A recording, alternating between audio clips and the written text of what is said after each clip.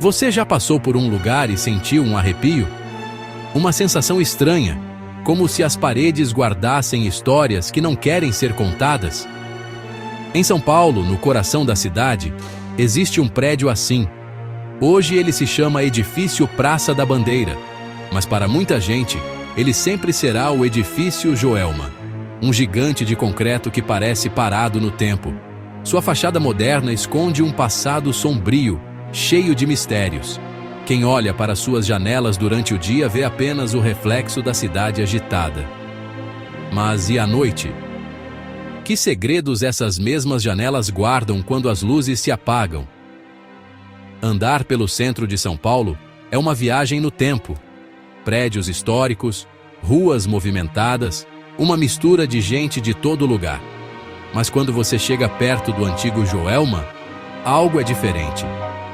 O barulho da cidade parece diminuir um pouco. A atmosfera fica mais pesada, mais densa. É como se o prédio tivesse sua própria aura, uma energia que o separa do resto da paisagem urbana. Muitos dizem que sentem uma tristeza no ar, um eco de um tempo que a cidade gostaria de esquecer.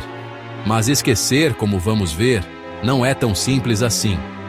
A história do Joelma é uma das mais conhecidas e assustadoras do Brasil. É uma mistura de tragédia real com lendas urbanas que desafiam nossa imaginação. O que é verdade? O que é mito? É difícil saber. O prédio se tornou um ponto de encontro entre o mundo real e o desconhecido. Um lugar onde a dor do passado parece continuar viva, presente em cada corredor, em cada sala vazia.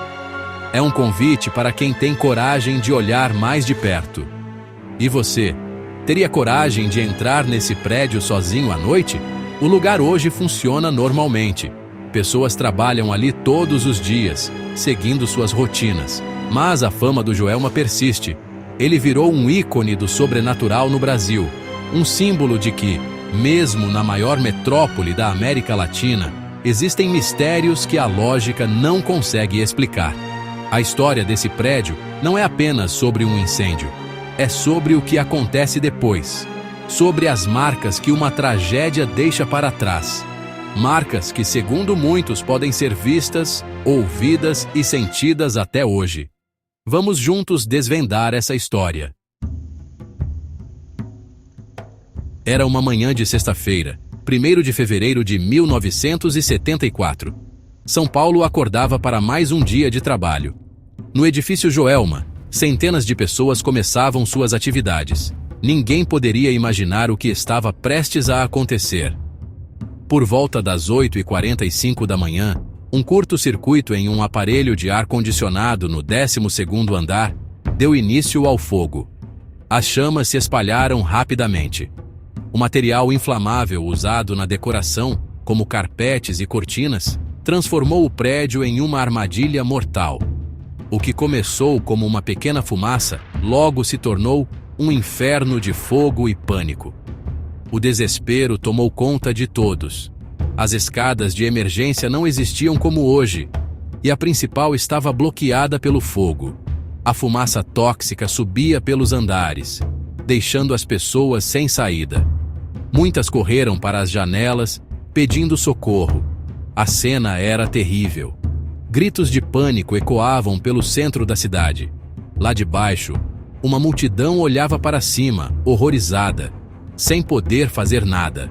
Os bombeiros chegaram, mas suas escadas não alcançavam os andares mais altos. O calor era tão intenso que o metal das janelas derretia. Para muitos, a única escolha era entre o fogo e o vazio.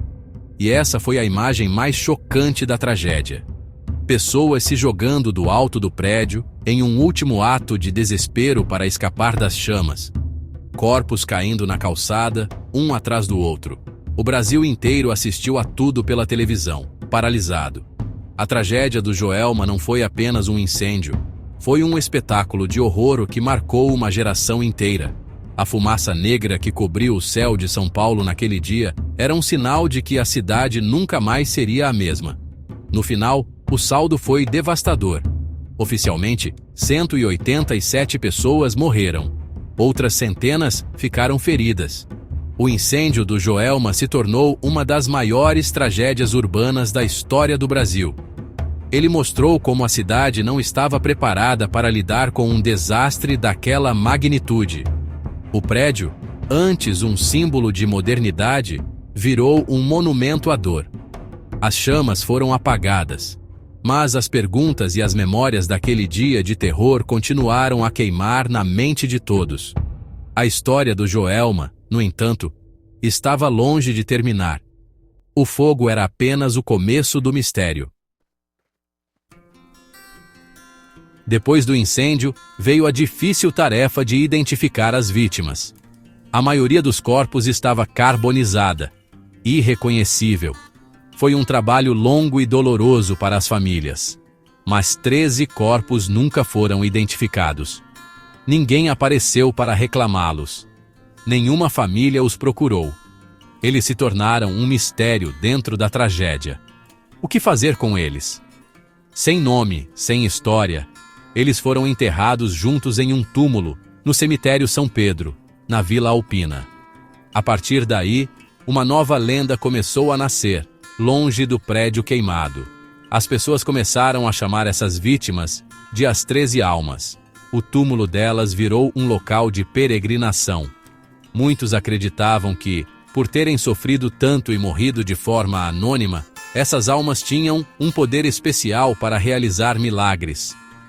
Começaram a surgir relatos de graças alcançadas. Pessoas que pediam ajuda para problemas de saúde, financeiros ou amorosos, e diziam ter seus pedidos atendidos. O túmulo, que antes era simples, começou a receber flores, velas e placas de agradecimento. O mistério dos corpos não identificados se transformou em um culto popular. Uma história curiosa aumentou ainda mais a crença. Dizem que funcionários do cemitério jogavam água no túmulo para apagar as velas e limpar o local. Mas, misteriosamente, as paredes do túmulo nunca secavam. Estavam sempre úmidas, como se estivessem suando. Para os fiéis, era um sinal. Um sinal de que as almas estavam ali, presentes. Eles diziam que a água era o choro das almas, ou uma forma de lembrar a sede que sentiram durante o incêndio. Essa história se espalhou, e o túmulo das 13 almas virou um dos pontos mais misteriosos do cemitério. Até hoje, o local recebe visitas. Pessoas de fé, curiosos, todos vão até lá. Elas rezam, fazem seus pedidos e deixam suas homenagens. Será que essas almas realmente atendem aos pedidos? Ou será que a fé das pessoas é tão forte que elas mesmas encontram as respostas que procuram? A verdade é que o mistério dos 13 corpos nunca foi resolvido. Eles continuam sem nome, mas ganharam uma nova identidade no imaginário popular. Eles são as 13 almas benditas do edifício Joelma, e sua história mostra como uma tragédia pode se transformar em um símbolo de esperança e mistério. O edifício Joelma ficou fechado por 4 anos. 4 anos de silêncio, de escombros, de memórias dolorosas. Depois de uma grande reforma, ele foi reaberto em 1978 com um novo nome, Edifício Praça da Bandeira. A ideia era deixar o passado para trás, apagar a imagem da tragédia, mas foi em vão. As histórias de assombração começaram quase que imediatamente. Funcionários de limpeza, vigias noturnos e até mesmo pessoas que trabalhavam nos novos escritórios começaram a relatar coisas estranhas. O prédio podia ter um nome novo, mas os fantasmas do passado pareciam não ter ido embora. Os relatos são muitos e bem parecidos. Vigias que trabalham sozinhos à noite contam ouvir vozes e lamentos em corredores vazios. Outros dizem sentir cheiro de fumaça e queimado em andares onde não há nada. Há quem jure ter visto vultos passando rapidamente pelas salas e elevadores que se movem sozinhos, parando em andares que ficaram marcados pela tragédia, como o 12º, onde o fogo começou. Uma das histórias mais famosas é a de uma mulher que pedia ajuda em um dos banheiros, mas quando alguém entrava para ver, não havia ninguém lá. O medo se tornou um companheiro constante para quem precisava ficar no prédio depois que o sol se punha. Muitos funcionários se recusavam a trabalhar sozinhos à noite. Alguns pediram demissão, assustados com as experiências que viveram. A sensação de estar sendo observado era constante. Portas que batiam sem vento, objetos que mudavam de lugar, luzes que piscavam sem explicação. Seria tudo fruto da imaginação? Uma sugestão causada pela história trágica do lugar? Ou seriam realmente os espíritos das vítimas, presos no local onde viveram seus últimos e terríveis momentos? Essa pergunta paira no ar, tão densa quanto a fumaça que um dia tomou conta do edifício. Com o tempo, o prédio virou um desafio para caçadores de fantasmas e curiosos. Muitos grupos de investigação paranormal já visitaram o local, gravando vídeos e áudios na tentativa de capturar alguma prova. Alguns desses vídeos circulam na internet, mostrando supostos orbes de luz e vozes captadas em aparelhos de áudio. Verdade ou montagem? É impossível ter certeza. O que é certo é que o antigo Joelma continua a alimentar a nossa curiosidade sobre o desconhecido. Ele nos lembra que, mesmo com um novo nome e uma nova cara, algumas histórias são difíceis demais de apagar. Para entender completamente o mistério do Joelma, precisamos voltar ainda mais no tempo, antes mesmo de o prédio existir.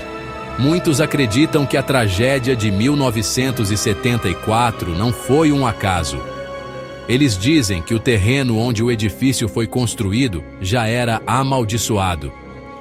E essa crença tem origem em um crime brutal que chocou São Paulo em 1948. Naquele local, havia uma casa, e nessa casa, um jovem químico chamado Paulo Camargo cometeu um crime terrível. Ele matou sua mãe e suas 2 irmãs a tiros.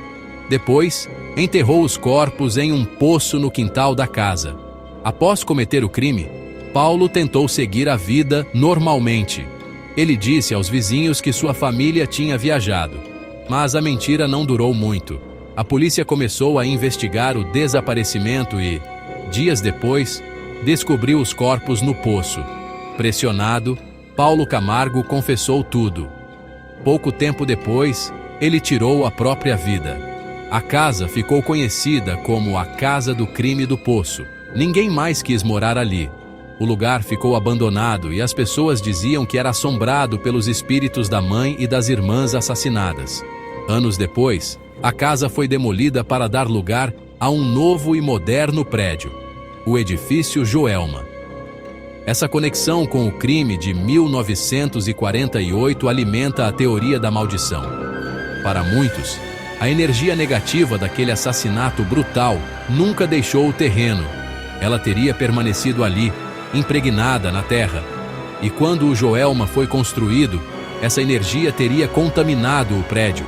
As almas da família assassinada, junto com as vítimas do incêndio, teriam criado uma atmosfera de sofrimento e dor que nunca se dissipou. Seria o incêndio uma consequência dessa maldição? Uma tragédia atraindo outra tragédia? É uma pergunta que nos leva para o campo da crença e do sobrenatural. Hoje, o edifício Praça da Bandeira continua de pé. Um símbolo silencioso de múltiplas tragédias. Ele nos faz pensar sobre a memória dos lugares. Será que as paredes podem guardar sentimentos? Será que a energia de eventos tão violentos pode ficar presa em um local? Ou será que tudo não passa de histórias, criadas pelo medo e pela dor de um passado que não conseguimos esquecer? O Joelma é mais do que um prédio. É um ponto de interrogação no meio da cidade. Um lugar que nos desafia a questionar os limites entre a realidade, a memória e o inexplicável. E você, no que acredita?